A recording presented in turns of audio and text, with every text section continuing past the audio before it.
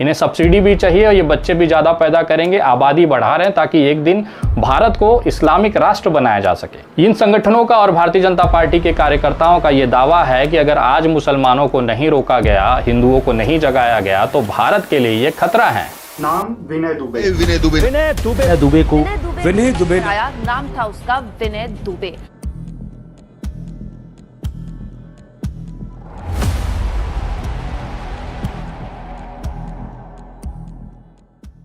नमस्कार दोस्तों, मैं विनय दुबे मुंबई से। अमेरिका इस्लाम का दुश्मन, चीन इस्लाम का दुश्मन, इजराइल इस्लाम का दुश्मन, भारत के अंदर हिंदूवादी संगठन इस्लाम और मुसलमान के दुश्मन। लेकिन फिर भी पूरे विश्व में इस्लाम और मुसलमान तेजी के साथ बढ़ रहे हैं। क्या ये भारत के लिए खतरे की घंटी है? जब भी आप हिंदूवादी संगठनों के कार्यकर्ता या एक राजनीतिक दल जिसे हम भारतीय जनता पार्टी कहते हैं, उनके कार्यकर्ता और नेताओं की पोस्ट सोशल मीडिया पर देखेंगे तो वो कुछ बातें हमेशा और समय समय पर करते रहे हैं। ये ऐसा झूठ है या ऐसा प्रोपोगेंडा है जो कि सोशल मीडिया पर बार बार आपकी आंखों के सामने से जरूर गुजरा होगा। इन संगठनों का और भारतीय जनता पार्टी के कार्यकर्ताओं का ये दावा है कि अगर आज मुसलमानों को नहीं रोका गया, हिंदुओं को नहीं जगाया गया तो भारत के लिए ये खतरा है। जब इनसे आप तथ्यों के साथ बात करें कि भैया बताइए कि खतरा क्या है, तो इनका रटा रटाया सा ये कुछ जवाब आपके सामने ये हक देंगे। पहला जवाब होता है कि इनकी 4 बीवियां होती हैं, 40 बच्चे होते हैं, ये छोड़ देते हैं। पूरे देश के अंदर जो इनका जो भार है इनके परिवार का, तो सरकारों को और आपको और हम जैसे टैक्स पेयरों को झेलना पड़ता है। इन्हें सब्सिडी भी चाहिए और ये बच्चे भी ज्यादा पैदा करेंगे, आबादी बढ़ा रहे हैं ताकि एक दिन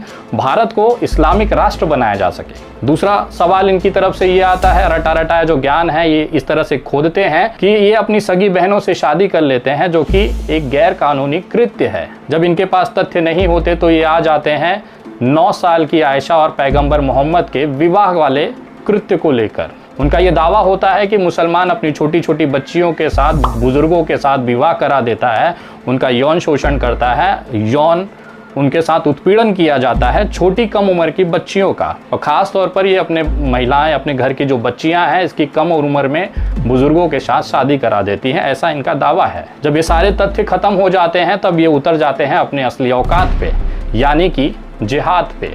सीधा सीधा अगर समरी में अगर आपको साधारण भाषा में बोला जाए तो इनका ये कहना होता है कि भाई मुसलमान ही देश के अंदर जितने अपराध हो रहे हैं उसका कारण है। मुसलमानों की अपराधीकरण की वजह से देश के अंदर जो आज जो हिंदू हैं वो खतरे में आ चुका है। ये कुछ ऐसे तथ्य हैं जिसको आज मैं विश्लेषण करने जा रहा हूँ, और ये सरकारी रिकॉर्ड्स जब मैंने निकाले तो मेरी आंखें चौंक गई, क्योंकि जो दावा हिंदूवादी संगठन करते हैं हमेशा से मुसलमानों के खिलाफ या एक प्रोपोगेंडा चलाया जाता है, आज उसकी धज्जियां उड़ाने जा रहा हूं, वो भी सरकारी नरेंद्र मोदी जी के सरकार के मिनिस्ट्री यानी मंत्रालय के दिए हुए आंकड़ों की वजह से। किसी भी हिस्से को बीच में से ना छोड़ें, क्योंकि ये पूरी जो कड़ी है एक दूसरे से आपस में जुड़ी हुई है। अगर एक भी हिस्सा आपने नहीं देखा तो समझिएगा कि आपको ये पूरा जो विवाद है ये समझ में ही नहीं आएगा। शुरू करते हैं सबसे पहले 4 बीवी वाले मामले से लेकर। 4 बीवियों का मतलब होता है एक से अधिक पत्नी रखना। क्या वाकई में मुसलमानों की 4 बीवियां होती हैं? हिंदुओं की बीवियों की संख्या कितनी है? या कौन सा धर्म में सबसे ज्यादा पत्नियां रखने का रिवाज है? सरकारी आंकड़े क्या कहते हैं उसको जब मैंने टटोला तो मैं पहुंच गया स्वास्थ्य और परिवार कल्याण मंत्रालय यानी कि ministry of health and family welfare के वेबसाइट पर।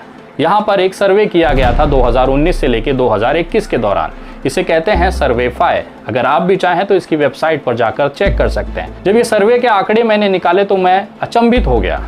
अगर 4 बीवी 40 बच्चों वाला कॉन्सेप्ट पे अगर बीवी वाला पहलू अगर आप देखें तो पूरे देश के अंदर एक से ज़्यादा पत्नी वाले अगर पुरुषों की संख्या का अगर आप आंकड़ा निकालें तो मुसलमानों में ये प्रतिशत बनता है 2.5%। लेकिन मैं चौंक गया कि मुसलमानों की एक से ज्यादा पत्नी वाले कॉन्सेप्ट पर हिंदुओं भी चल रहे हैं, उसी राह पर हिंदू भी आगे बढ़ रहे हैं। हिंदुओं का ये जो आंकड़ा है जिसमें एक से ज्यादा पत्नी वाले आंकड़े हैं, उनका जो प्रतिशत है हिंदू आबादी का, ऐसे पतियों की संख्या पूरे आबादी का 1.7% है।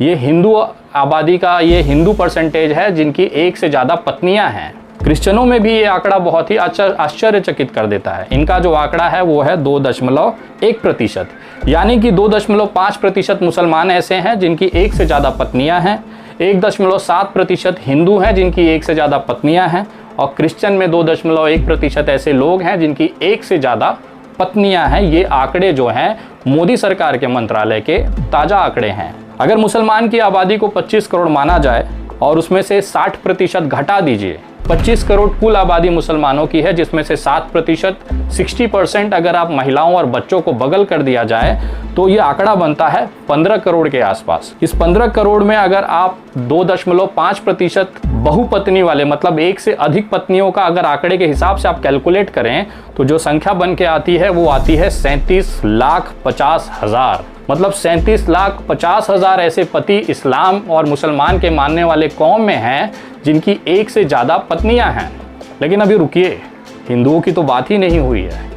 हिंदुओं का अगर आप एक 100 करोड़ की आबादी अगर आप पकड़िए, इसमें से 60% अगर आप महिलाओं और बच्चों का आंकड़ा हटा दें तो 40 करोड़ पुरुष बचते हैं। और इस रिपोर्ट के हिसाब से अगर आप इनका 1.7% के हिसाब से कैलकुलेट करें 40 करोड़ पुरुषों का, हिंदू पुरुषों का, तो ऐसे 68 लाख हिंदू पति मिलेंगे जिनकी एक से ज़्यादा पत्नियां हैं। और ये दावा मैं नहीं कह रहा हूँ, ये दावा कर रही है मोदी सरकार की मिनिस्ट्री, जिसे हम कहते हैं स्वास्थ्य एवं परिवार कल्याण विभाग मंत्रालय।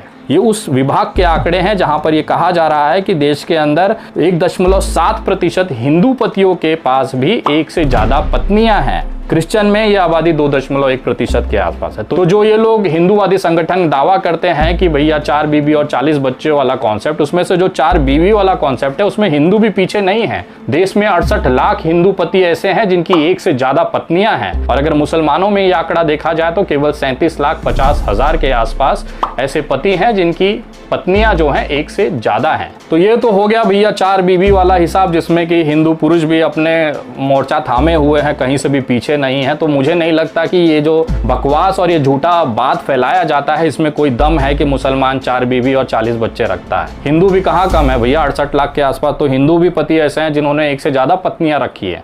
तो मतलब क्या पूरे हिंदू समाज को ये कहा जाए कि वो देश के ऊपर बोझ है, जैसे ये हिंदूवादी संगठन दावा करते हैं कि मुसलमान देश के ऊपर बोझ बनते जा रहा है क्योंकि 4 बीवी और इतने ही बच्चे अनुपात में बच्चे पैदा करता है। अब आइए बच्चे वाले आंकड़े पे चलते हैं कि क्या 40 बच्चे मुसलमान पैदा करता है, और अगर करता है तो कितनी संख्या में करता है, उसकी परसेंटेज क्या है। अगर महिलाओं के प्रजनन दर की बात करें, जो कि मोदी सरकार के मंत्रालय के आंकड़े ये बता रहे हैं कि एक पूरे जीवन काल में एक महिला कितने बच्चे पैदा करती है, उसका परसेंटेज जो निकाला जाता है उसे प्रजनन दर कहा जाता है, फर्टिलिटी रेट जिसे हम इंग्लिश में कहते हैं। अगर ये मुसलमानों पे देखा जाए तो एक मुसलमान औरत जो है अपने पूरे जीवन काल में 2.3% ये बच्चे पैदा करती है। मतलब 2 से 2.3% बच्चे वो पैदा करती है, यानी 2 से थोड़ा सा ज़्यादा। लेकिन अगर हिंदू में बात करें तो ये 1.9% है। मतलब लगभग 2% के आसपास औसत हिंदू महिलाएं जो हैं अपने जीवन काल में बच्चे पैदा करती है। मतलब एक हिंदू महिला 1.9% बच्चे पैदा करती है और मुसलमानों की ये जो संख्या है 2.3% है। मतलब अगर दोनों में गैप देखा जाए तो 0.4% का है, जो कि अगले 5-6 साल में लेवल हो जाएगा। इसमें सबसे चौंकाने वाली बात यह है कि मुसलमानों की जो महिलाओं की प्रजनन दर है वो धीरे धीरे कम हो रही है। उसका कारण यह है कि ये अपने बच्चों के, अपने परिवार के अंदर पढ़ाई को महत्व देते हैं। और जब जागरूकता होगी, जब पढ़ाई आएगी तो लोग समझदार होते हैं, और समझदार होने के कारण उनको ये लगता है कि एक से ज़्यादा बच्चे रखना आज के महंगाई वाले समय में बहुत ही मुश्किल है। तो यही कारण है कि सबसे ज़्यादा जो दर है प्रजनन दर वो महिलाओं के अंदर, खासतौर पर दोनों कम्युनिटी में, हिंदू में भी और मुसलमान में भी, ये धीरे धीरे कम होती जा रही है। और इसका फ़र्क बहुत ही मिनिमम है, ऐसा सरकारी आंकड़ा कहता है। अब आते हैं अगले मुद्दे पर, जिसमें ये कहा जाता है कि ये भैया अपनी ही बहन से शादी कर लेते हैं, सगी बहन से खास तौर पर।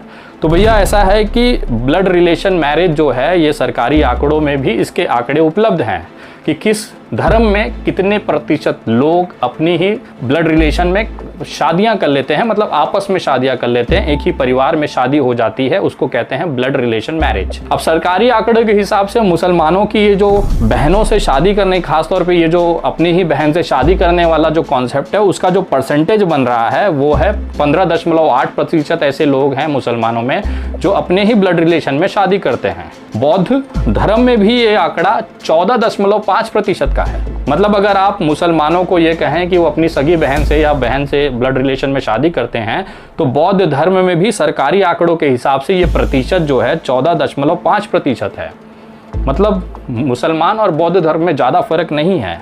ईसाई में भी ये 11.9% होता है। अब आइए सबसे चौंकाने वाले पार्ट पर, हिंदुओं में भी अपनी बहनों से शादी करने का रिवाज है जो कि दक्षिण भारत में है। ये सरकारी आंकड़े के हिसाब से ये जानकारी आ रही है जो कि निकाला है स्वास्थ्य एवं परिवार कल्याण मंत्रालय के सर्वे नंबर 5 यानी कि 2019 से 2021 के सर्वे के अंदर ये रिपोर्ट आई है कि हिंदू जो कि दक्षिण भारत में कुछ ऐसी समुदाय हैं, जातियां हैं हिंदुओं में भी जो अपनी ही ब्लड रिलेशन में शादी करती हैं, और ये आंकड़ा आता है 10.1% का। मतलब ये जो दावा मुसलमानों के लिए किया जाता है, दरअसल ये जो ब्लड रिलेशन मैरिज है यानी कि अपने ही परिवार के अंदर शादी करने का जो रिवाज है वो हिंदुओं में भी है, वो भी 10% से आसपास है। मुसलमानों में 15.8 है। मतलब ये जो दावा किया जाता है कि मुसलमान अपनी ही बहन से शादी कर लेता है, तो दक्षिण भारत में हिंदू भी ऐसे परिवार हैं जो अपनी बहनों से ही शादी कर लेते हैं, ये सरकारी आंकड़ा दिखाता है। अगला मुद्दा हमेशा से विवादित रहा है, जिसमें मोहम्मद पैगंबर साहब की जो शादी है वो आयशा जो कि 9 साल की एक बच्ची है उसके साथ किया जाता है, ऐसा दावा किया जाता है। अब 9 साल की बच्ची का एक बुजुर्ग के साथ शादी का ये उदाहरण इसलिए दिखाया जाता है कि मुसलमान कितना क्रूर है कि एक छोटी सी बच्ची का भी विवाह वो एक बुजुर्ग के साथ कर देता है। जब मैंने इसी मंत्रालय से एक लड़की के औसत विवाह की उम्र का डेटा निकाला तो मैं चौंक गया। हिंदुओं में औसतन एक लड़की की जो शादी होती है उसकी जो उम्र होती है वो होती है 18.7 साल में। मतलब जो नियम कानून बनाया गया है कि 18 साल से कम में बच्चियों का शादी नहीं होना चाहिए, उसका पालन हिंदू समाज के लोग कर रहे हैं। औसतन जो हिंदू समाज के बच्चियों की जो शादी की उम्र है वो है 18.7%। मुसलमानों का ये आंकड़ा मंत्रालय के रिपोर्ट के हिसाब से, सर्वे के हिसाब से बता रहा है 18.7%। यानी हिंदू और मुस्लिम दोनों की बेटियों की जो औसत विवाह की जो उम्र है वो है 18.7%। मतलब इनका जो दावा किया जाता है कि भैया ये 6 साल 8 साल 9 साल की बच्चियों की शादी 60 साल के बुजुर्ग से करा देते हैं, तो सरकारी आंकड़े ये सरासर इसे गलत और झूठा बयान दे रहे हैं। इनके रिकॉर्ड के हिसाब से हिंदू और मुसलमान की दोनों की जो एवरेज विवाह की लड़कियों की जो उम्र है वो 18.7% है, यानी 18 से ऊपर। यानी कि लड़कियां जब बालिग हो जाती हैं, शारीरिक तौर पर मानसिक तौर पर सक्षम होती हैं, तभी इसी उम्र में इनका विवाह किया जाता है। ये मोदी सरकार के परिवार और स्वास्थ्य एवं परिवार कल्याण मंत्रालय की रिपोर्ट है जो कि सर्वे नंबर 5 2019 से 2021 के सर्वे के हिसाब से है। आपको पता है सबसे ज्यादा मैच्योर उम्र में विवाह किस समुदाय के लोग करते हैं? जी हाँ, वो है जैन समुदाय, जिनमें एक औसत लड़की की जो विवाह की उम्र होती है वो है 22.7 वर्ष। मतलब एक 22.7 वर्ष की जो जैन की लड़की है वो विवाह करती है। एवरेज जो निकाला जाता है इतना है। हिंदू और मुसलमानों में ये आंकड़ा 18.7% का है। तो ये जो दावा सोशल मीडिया पर किया जाता है कि कम उम्र में बच्चियों की शादी बुजुर्ग या वयस्कों से कर दी जाती है, सरासर झूठी बात है, जो कि खुद मोदी सरकार की ये जो सरकारी मंत्रालय है उसने इसे झूठा करार दिया है। जब इनके पास तथ्य नहीं होते तो ये कमेंट में लिख के चले जाते हैं कि अरे जा पंचर बना, तू तो अनपढ़ जाहिल है। अब आते हैं पढ़ाई के मामले पर कि हिंदू लड़कियां कितनी पढ़ी हैं, मुसलमान लड़कियां कितनी पढ़ी हैं। हिंदू लड़कों ने कितना पढ़ाई किया है, मुसलमान लड़कों ने कितना पढ़ाई किया है। मोदी सरकार के ये जो मंत्रालय है इसके ही सर्वे के अंतर्गत ये आंकड़ा निकाला गया है। अगर आप एक मुसलमान लड़की की औसत स्कूल जाने की अगर अवधि निकालें, पूरे जीवन काल में एक मुस्लिम लड़की 4.3 साल वो स्कूल में बिताती है। हिंदू लड़की का अगर ये आंकड़ा देखा जाए तो ये आंकड़ा आता है 5.4 साल। मतलब कुछ ज्यादा ही बहुत बड़ा जाहिलपन और अनपढ़ा और बहुत विद्वानी गैप नहीं है। मुसलमान लड़कियां जो हैं केवल 4.3 साल स्कूल जा पाती हैं, पढ़ पाती हैं, और हिंदू लड़कियों का यही औसत है 5.4 साल। और जो ट्विटर और फेसबुक पे बैठ के कमेंट करते हैं ना, वैसे हिंदू लड़कियों की भी औकात मैं आपको दिखाता हूँ। मुसलमान लड़का जो है औसतन 4.9 साल स्कूल जाता है, यानी लगभग 5 साल तक ही वो पढ़ाई कर पाता है, औसतन बता रहा हूं मैं। लेकिन हिंदू लड़का 7.5 साल तक ही स्कूल जा पाता है। मतलब अगर 5 साल जाकर मुसलमान लड़का जाहिल है तो एक 7.5 साल जाकर हिंदू लड़का कौन सा बड़ा विद्वान हो गया। पढ़ाई के मामले में ये दोनों ही कम्युनिटी, हिंदू चाहे मुसलमान, चाहे लड़की हो चाहे लड़का हो, वो निहायती जाहिल हैं। ये मैं नहीं कह रहा, ये सरकारी आंकड़ा मोदी सरकार के दिए हुए मंत्रालय के द्वारा जारी किया गया है। और अगर इसके कारण पता लगाना चाहें तो सबसे बड़ा लड़कियों के मामले में, जो चाहे हिंदू की लड़की हो चाहे मुसलमान की लड़की हो, उसमें सबसे बड़ा जो कारण है वो आता है बाहरी अपराध को लेकर।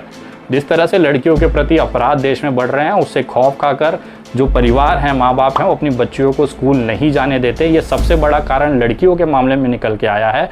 और लड़कों के मामले में ये चीज़ गरीबी को लेकर है कि परिवार की आर्थिक स्थिति सही नहीं है, लड़का का पढ़ाई में मन नहीं लग रहा है, लड़के के जो परिवार है वो सक्षम नहीं है कि इनको पढ़ा सके। तो ये कुछ कारण है जो कि जाहिलात और अनपढ़ का जो एक कॉम्बिनेशन है, ये दोनों कम्युनिटी में सेम है, लेकिन उसके कारण अलग अलग दिखाए गए हैं। अब आते हैं अपराधी सबसे ज़्यादा किस कौम में है, मतलब जो अपराध हो रहे हैं देश के अंदर वो सबसे ज़्यादा कौन कर रहा है। हिंदूवादी संगठनों का कहना है कि सबसे ज़्यादा अपराध में मुसलमान इन्वॉल्व होते हैं, उसकी वजह से ही देश के अंदर अपराध बढ़ रहा है, जो देश के लिए खतरा है। लेकिन जब मैं NCRB यानी कि नेशनल क्राइम रिपोर्ट ब्यूरो के जब वेबसाइट पे जाता हूँ, यानी कि ये मोदी सरकार की वो संस्था है जो पूरे देश के अंदर हो रहे अपराधों को रिकॉर्ड रखती है, FIRs की कॉपी की डिटेल्स रखती है, किस राज्य में कितने अपराध हो रहे हैं उसकी जानकारी रखती है, यहाँ तक कि जेलों में कौन बंद है कौन नहीं बंद है उसका भी डेटा ये रखती है। अगर आप भी चाहें तो NCRB की साइट पर जाकर ये ले सकते हैं। मैं जब इस साइट पर पहुंचा तो मेरी आंखें एकदम चौंक गई। जो हिंदूवादी संगठन ये दावा करते हैं कि मुसलमानों अपराधियों की जो संख्या है वो बढ़ गई है, उसकी वजह से देश के अंदर अपराध बढ़ रहे हैं, तो जब ये आंकड़े मैंने देखे तो वो मुझे सन्न कर गए। मैं भी वो आंकड़े आपको दिखाना चाहता हूं और गौर करिएगा इन आंकड़ों पर। किसी अपराध को अगर आपको मापना है तो आप कैसे मानेंगे? अपराधियों की संख्या से? सबसे आसान काम यही होता है कि आप एक एक FIR पढ़ के उसमें अपराधों के कृत्य, उसके अपराधियों की जानकारी लेने से अच्छा जेलों में बंद अगर अपराधियों की संख्या पे गौर करेंगे तो आपको ये चीज़ बहुत आसानी से पता चल जाएगी कि देश के अंदर अपराध कर कौन रहा है, उसका परसेंटेज बढ़ रहा है कि घट रहा है, ये NCRB की डेटा में आएगा। अगर आपको एक रिपोर्ट में दिखाना चाहूँगा कि जो टाइम्स ऑफ इंडिया ने कवर किया था 4 सितंबर 2022 को, इस रिपोर्ट के अनुसार मुसलमानों की जो कुल जेलों में बंद अपराधियों की संख्या थी, मतलब जेल में कितने मुसलमान बंद हैं, उसका परसेंटेज 2020 में था 20.2%, जो कि 2021 में घटकर 18.7% हो गया। मतलब जो मुस्लिम जो अपराधी थे उनकी जो संख्या है उसमें गिरावट आई है। लेकिन इसके उलट अगर 2020 में हिंदू अपराधियों की संख्या को देखें तो 72.8% जेलों में बंद जो अपराधी थे वो हिंदू थे, जिनकी संख्या बढ़कर 73.6% हो गई। मतलब मुसलमानों की जो जेलों में बंद अपराधी या कैदी जिसे हम कहें उनकी संख्या में गिरावट आई है, लेकिन हिंदू कैदियों की संख्या में इजाफा हुआ है। ये दिखाता है कि कहीं ना कहीं जो दावा किया जाता है कि मुसलमानों की वजह से अपराध बढ़ रहे हैं, दरअसल NCRB की ये डेटा जो कि टाइम्स ऑफ इंडिया ने भी इसे छापा था 4 सितंबर 2022 को, उसमें भी ये दावा किया जा रहा है कि मुसलमान कैदियों की संख्या में जेलों में कमी आई है और हिंदुओं की जो अपराधियों की और संख्या है वो बढ़ी है। इसके बाद में अगर आप देखा जाए तो कितने हिंदू जेलों में हैं उसका संख्या मैं आपको ज़रा आंकड़े में बताने की कोशिश करता हूं। ये भी टाइम्स ऑफ इंडिया ने कवर किया था, 17 मार्च 2022 की ये रिपोर्ट है। ये आंकड़े बताते हैं कि कुल देश के अंदर 3,71,000 कैदी थे, जिसमें से 2,49,000 के आसपास हिंदू कैदी थे, यानी कि लगभग 2.5 लाख कैदी जो आंकड़ा है ये हिंदुओं का है। इसमें से 72,790 जो थे वो मुस्लिम थे। इसके हिसाब से 13,163 जो वो सिख थे, 8,284 क्रिश्चियन थे और 2,250 अदर थे। ये NCRB का डेटा है। उसके हिसाब से 3,71,000 वाली कुल कैदी की संख्या में से 2.5 लाख के आसपास हिंदू कैदी थे और 72,790 के आसपास मुस्लिम कैदी थे। अब मुस्लिम कैदियों का जो परसेंटेज है वो कितना है और किस राज्यों में कितना है, इससे अगर आप देखेंगे तो आपको पता चल जाएगा कि किस राज्य में मुसलमानों को सबसे ज़्यादा अपराधी बनाकर जेलों में ठूसा गया। ये रिपोर्ट निकाली गई थी NCRB के थ्रू। इसके जो आंकड़े हैं इसके हिसाब से उत्तराखंड में 30% जो कैदी हैं, जो आरोपी हैं, वो मुस्लिम हैं। उत्तर प्रदेश में ये आंकड़ा 28.3% का है, केरला में 27.5% है, दिल्ली में 26.8% है, तेलंगाना में ये 26% है, कर्नाटका में ये 23.4% है और त्रिपुरा 21.8% और गुजरात में 18.2% है। ये 11 जनवरी 2022 की रिपोर्ट है। इसके हिसाब से जो उत्तराखंड, उत्तर प्रदेश, दिल्ली, कर्नाटका, गुजरात जो राज्य हैं, त्रिपुरा, ये BJP शासित राज्य थे जहां पर सबसे ज़्यादा मुसलमानों को आरोपी और कैदी बनाकर डाला गया। अगर मुसलमान सही औसत में पूरे देश में अगर अपराधी का या अपराध करता तो ये आंकड़ा लगभग हर राज्य में सेम होना चाहिए, लेकिन केवल भारतीय जनता पार्टी के ही शासन वाले राज्यों में मुसलमानों के आंकड़े जो हैं ये 25% से ज़्यादा रहे हैं। इसका मतलब कि हर चौथा इंसान जो है वो अपराधी के तौर पर इन राज्यों में मुसलमानों को पकड़ के जेलों में डाला गया है। ये आंकड़े जो हैं एनसीआरबी के हैं। ये जो सारे आंकड़े जो कि नरेंद्र मोदी जी की भारतीय जनता पार्टी की सरकार के, उनके मंत्रालय, उनके संस्थाओं के हैं, ये आंकड़े ये बताते हैं कि दिन रात सुबह शाम उठते बैठते जागते सोते आपके सोशल मीडिया प्लेटफॉर्म पर, व्हाट्सएप के मोबाइल नंबर पर, ग्रुपों में केवल झूठ परोसा जा रहा है। 4 बीवी के मामले में अगर देखा जाए तो हिंदू भी कम नहीं है। 68 लाख हिंदू पति ऐसे हैं जिनकी 1 से ज़्यादा पत्नियां हैं। तो इसका मतलब पूरा हिंदू समाज भारत के ऊपर जो आबादी का दबाव है वो बढ़ा रहा है। ये गलत बात है। अगर मुसलमानों ने 1 से ज़्यादा बीवियां रखने का प्रचलन है तो हिंदुओं में भी ये 1 से ज़्यादा बीवियां रखने का प्रचलन ये सरकारी आंकड़े चीख चीख कर बता रहे हैं। दूसरा सबसे बड़ा सवाल जो 40 बच्चों का है कि एक मुसलमान परिवार 40 बच्चे पैदा करता है, तो हिंदुओं में भी वो आंकड़ा कुछ ज़्यादा फर्क नहीं है। रही बात बहन से शादी करने की, तो आपने देखा है कि 10.1% हिंदू समुदाय भी ऐसा है जो अपने ब्लड रिलेशन यानी कि बहनों से शादी करता है। ये सरकारी मोदी जी के मंत्रालय के आंकड़े हैं। जो लड़कियों के एवरेज शादी का जो एज है वो 18.7 है, चाहे वो हिंदू की लड़की हो चाहे मुसलमान की लड़की हो। देश शिक्षित हो चुका है, लोग जानते हैं कि अपनी बच्चियों का विवाह किस उम्र में करना है और किसके साथ करना है। आपको पता है ये सब चीज़ें क्यों की जाती है, इस तरह का प्रोपोगेंडा क्यों चलाया जाता है? सबसे पहला कारण होता है कि हमारा धर्म श्रेष्ठ है, तुम्हारा धर्म नीचा है। एक धर्म को दूसरे धर्म को नीचा दिखाने के लिए ये केवल इस तरह के प्रोपोगेंडा और झूठ सोशल मीडिया पर फैलाए जाते हैं। दूसरा कारण होता है कि बिजनेस और व्यवसाय करना। अब आप सोच रहे होंगे कि विनय भाई ये क्या बात कर रहे हैं कि इससे कैसे बिजनेस और व्यवसाय होता है। दरअसल ये दहशत और डर का बिजनेस है। आपने अगर गौ हत्या कानून को देखा होगा, अगर आपने पुराना घटना अगर आपने देखा होगा कि जो राजस्थान और हरियाणा के बॉर्डर पे हुआ, वहाँ पर मोनू मानेसर नाम का अपराधी आज तक गिरफ्तार नहीं हुआ। दरअसल इनका जो गैंग है वो गौ हत्या गौ तस्करी नाम पर दहशत फैलाकर पैसे वसूली करता है। और ये बातें मैं नहीं कह रहा हूँ, ये को अदालत में पेश किए हुए एफिडेविट के हिसाब से वहाँ के वकीलों का कहना है।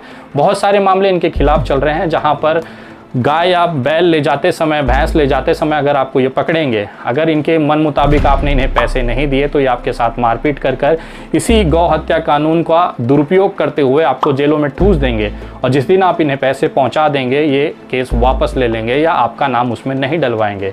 कुछ लोग हैं जो इसका विरोध करते हैं, उनका जो हालत होता है वो नासिर और जुनैद जैसा होता है। उनको बोलेरो के अंदर मारपीट करके बंद कर पेट्रोल डालकर फूंक दिया जाता है ताकि लोगों में ये दहशत जाए कि कल को मोनू मानेसर अगर कोई गाड़ी रोकेगा तो रकम उसकी बढ़ जाएगी। ये होता है दहशत का व्यवसाय, जिसे हम डर का बिजनेस कहते हैं। ये बनाया जाता है खासतौर पर उन लोगों के लिए जो इस तरह के कृत्यों में शामिल हैं। एक तरह से ये रंगदारी या एक्सटॉर्शन का बिजनेस होता है जो पूरी तरह से डर पे सम्मिलित होता है। इसके बाद सबसे बड़ा इसका जो फ़ायदा मिलता है वो राजनीतिक दलों को मिलता है।